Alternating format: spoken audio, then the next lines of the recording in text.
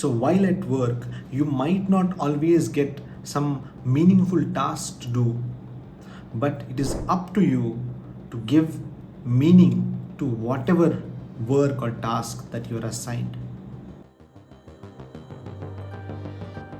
The next thing that I would want to talk about is the art of observation. Internship should be more about observation and less about assumptions. I see interns or basically medical aspirants assuming a lot of things, assuming the way certain things are working in the hospital, assuming the personality or character of a senior or a consultant or even the co-intern. There are a lot of assumptions that we do. I want you to invest this 1 year into being more observant, into observing people, into observing things around you, into observing yourself. It should be more about gathering information and less about hypothesizing. This is in context of students and interns talking about how a branch is, how orthopedics is early establishment, or how XYZ branch has such and such amount of money, or how much is the scope of such and such branch. So you talk about these things, but you start being more analytical towards it and more observant. The next insight that I would want to share is about gathering tools. So by this, what I mean is things are going to be more complex henceforth at work and in life also. You're going to step into numerous other responsibilities of life, family, partner, and yourself, because the work is going to tire your entire system. And for that, you need certain tools to cope up and to grow beyond yourself, what you think of yourself. So these tools can be internal and external as well. By internal tools, I'm not going to recommend anything here, but I'm just trying to give you a brief about what I mean about gathering tools. And the earlier you gather these tools, the earlier you'll be able to apply it. And in every phase, I would say you gather certain amount of tools which help you grow, and these tools become your reflex for the next phase. If in internship you have your own 3 set of strong, well-proven tools, in your post-graduation they become your reflexes, and you gather some more tools, add it to your repertoire in your post-graduation, and these become your reflex in the further post-graduation, super specialty or fellowship or practice, whatever you do. So that is how you grow. The number of tools that you have in your repertoire has to be kept on increasing. As you qualify further, the more academic degrees and certificates you achieve, it should be directly proportional to the number of tools that you have for yourself. By internal tools, I literally mean it could start from just being observant about yourself, about your responses, your reactions towards your inner desire, thoughts, your observation of people, your observation of the situation and the surrounding. That in itself is a holistic tool. It could be critical analysis, it could be some sort of meditation, it could be some sort of mantra chanting, it could be some sort of doing yogasana, pranayam, it could be some sort of external tool like exercising, jogging, doing a sport, learning a musical instrument, or just walking around without your phone. So n number of possibilities into this, but this number has to be kept on increasing, and it could be anything that you like or you have liked.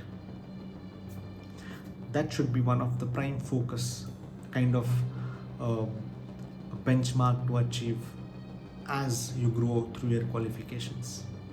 Gathering more and more tools and utilizing them as frequently as possible. The whole thing of getting burnt out or stressed is just this.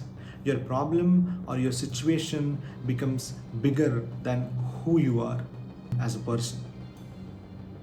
It grows beyond your patience, it grows beyond your compassion, it grows beyond your physical and mental abilities. So once the situation or the problem grows beyond you, you become stressed, you are burnt out. So what is the solution of this? Either you shrink the situation or you grow. And how do you grow? And you grow beyond the situation or the chaos.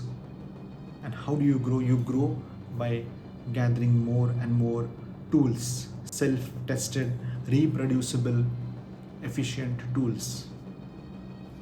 Let us as well touch upon the topic of being stressed out, being burnt out, feeling depressed, feeling not okay. So this is a very frequent happening in all of the medical fraternity, and which is quite normal owing to the amount of work, stress, and the stretch that you are putting on your body, mind. It is quite obvious to get burnt out, and that has to be accepted first of all. Don't keep very high expectations from yourself. After a certain stretch of months of being physically, emotionally, and mentally being involved into something, you are bound to be low in your reserve. Unfortunately, in the Indian system, we cannot ask for a refresher break. We usually try to come up with some friend's marriage or some celebration at home or not feeling well, and that is absolutely okay. But what you do after that break is also something that matters. And I also want to tell you that let these breaks be productive and not just Netflixing and chilling and sleeping around. What it does is, I've realized this quite late too. You feel for that moment that you have had a break, but it is just ignoring. It is ignoring what had happened to you, and it is not helping you much. It is just piling up the issues that you have with yourself. So what you can do is, in your breaks, not entirely but in parts, just change your environment. Instead of being in your home, at your room all day long, have frequent walks around, go for a hike around, journal things, share with your parent or friends or a counselor for that matter. Well, here also again, which I'll later talk upon, counselor is a psychologist and not a psychiatrist. I'm not in any ways going to recommend anybody to see a psychiatrist, a psychologist, or a counselor. We don't need psychiatrist in these phases of life. Absolutely no. Unless it is a significant organic damage or something very clinically diagnosable or diagnosed. But things can be sorted out by talking, sharing, and being true with yourself. One of the major issues that I see amongst people who get depressed or who are not doing well, everybody wants to come back fast, and it is not a valid expectation. I feel you will need time, in months or a couple of months. If you're heartbroken, you should not expect to feel good by 10th or 15th day. What happens is, if you don't start feeling good, you start feeling bad about feeling bad, and then you are left with the only measure of seeing a psychiatrist, and unfortunately people start taking medications, and then that vicious cycle goes on. You assume that your body and mind has taken a big toll, and it is going to take time. There is no fast recovery in this. It should not happen that way. So talking to the right people, friends, family, counselor, therapists, helps. Be proactive in seeking help. If you really need medications, let the psychologist and the psychiatrist decide together. I feel the first reference should not be to a psychiatrist, or if at all, it should be a really good one. A good psychiatrist is one who is well versed in counseling, and if requires, he refers the client to a counselor and doesn't give up on the potential of counseling till a point. And if you're someone who is deep down into depression, who has tried ways to come out and is not able to do so, it's a very common advice that therapists suggest is to work out, go to the gym, start doing some sort of physical exercise. Being a very common advice has a lot of sense to it. It is easier to set physical goals than to set mental goals.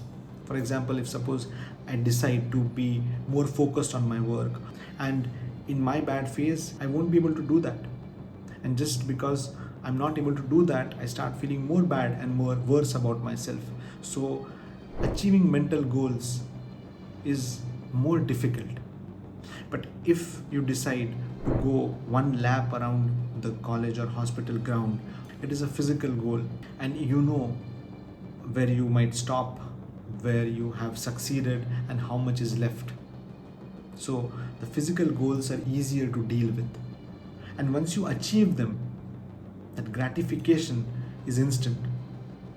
That is why the emphasis on physical exercises or workout when you're not doing well on a psychological level. So start with that. Share with your therapist or your friends your progress. I don't say that just by doing this things are going to become very great or things are going to change, or it is the first step of change or something. Nothing like that. Things are going to take their own sweet time. It depends on how much you had involved yourself into a particular thing, person or situation, and the repercussions are going to be equal and opposite to what was the investment.